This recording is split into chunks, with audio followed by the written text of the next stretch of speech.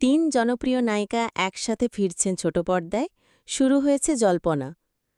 টেলিপাড়ায় এখন তুমুল গুঞ্জন, একটি নতুন ধারাবাহিকে একসঙ্গে দেখা যেতে পারে ছোট পর্দার তিন পরিচিত মুখ: মধুমিতা সরকার, রনিতা দাস এবং দীপান্বিতা রক্ষিত।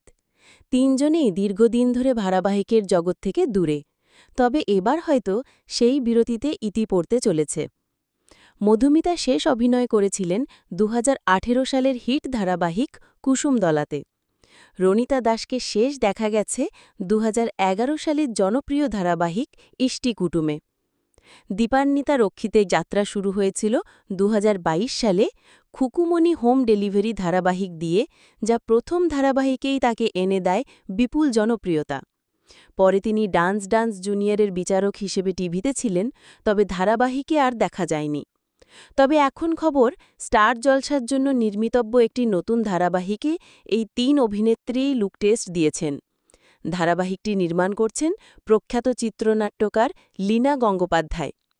ইতিমধ্যেই শুরু হয়েছে নায়ক নায়িকা বাছাইয়ের কাজ।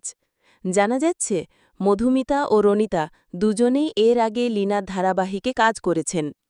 নায়কের চরিত্রে সম্ভাব্য নাম হিসেবে উঠে আসছে শন বন্দ্যোপাধ্যায় ও গৌরব চট্টোপাধ্যায়ের মতো জনপ্রিয় অভিনেতাদের নাম। তবে গৌরব বর্তমানে ব্যস্ত তেঁতুল পাতা ধারাবাহিক নিয়ে, তাই তাঁকে নিয়ে অনিশ্চয়তা থেকেই যাচ্ছে। লীনা গঙ্গোপাধ্যায়ের সঙ্গে যোগাযোগ করা হলে তিনি তার নতুন প্রকল্প সম্পর্কে এখনই কিছু বলতে নারাজ। তবে জানা গেছে, তিনি এবার নতুন চেহারার গল্পে নতুন প্রজন্মের তারকাদের দিয়েই কাস্ট করতে চাইছেন। সেই কারণে কৌশিক রায় বা ঋষি কৌশিকের মতো অভিজ্ঞ অভিনেতাদের বাদ দেওয়া হয়েছে এই তালিকা থেকে। এখন দেখার বিষয়, এই তিন নায়িকার মধ্যে কার ভাগ্যে ফিরবে ছোট পর্দায় কামব্যাকের সোনার সুযোগ। একসঙ্গে তিনজনকে কি সত্যিই দেখা যাবে এক ধারাবাহিকে, নাকি আলাদা আলাদা তিনটি নতুন ধারাবাহিকে? সেই উত্তর সময়ই দেবে।